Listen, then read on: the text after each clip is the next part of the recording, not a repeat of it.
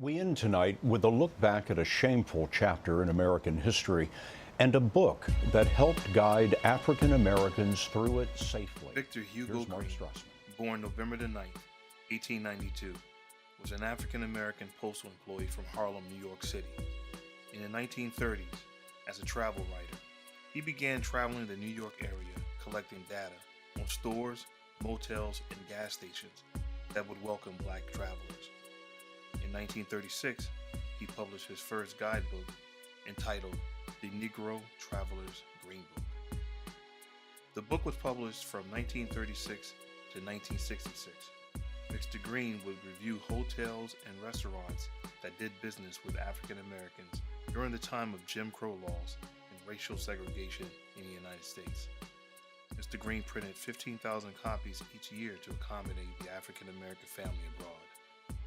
Once he retired from the postal office in 1947, he also developed travel agencies.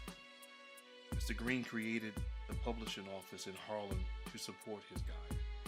In 1947, he established a vacation reservation service, a travel agency to book reservations at black-owned establishments. By 1949, the guide included international destinations in Bermuda and Mexico. It listed places for food, lodging, and gas stations. Shortly after developing the businesses, African Americans began venturing into the automobile industry.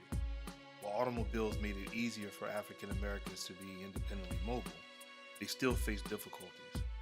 Black travelers often carried buckets or portable toilets in the trunks of their cars because of discrimination.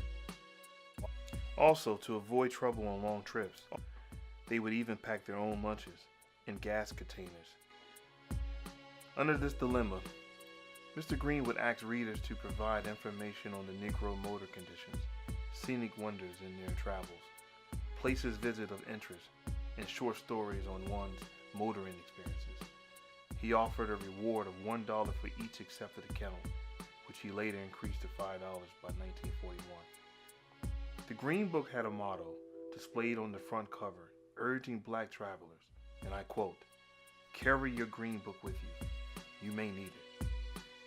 Although the Green Book was suspended during World War II, it resumed in 1946.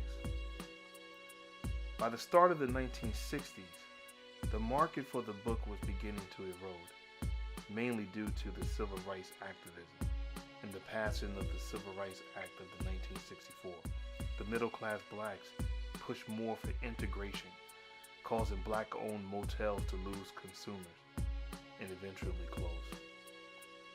In 1963, the Green Book acknowledged this movement, but continued the need. In 1966, the last edition to be published was after the Civil Rights Act of 1964, effectively becoming obsolete by outlawing racial discrimination and public accommodation. Mr. Green's legacy and contribution lives on.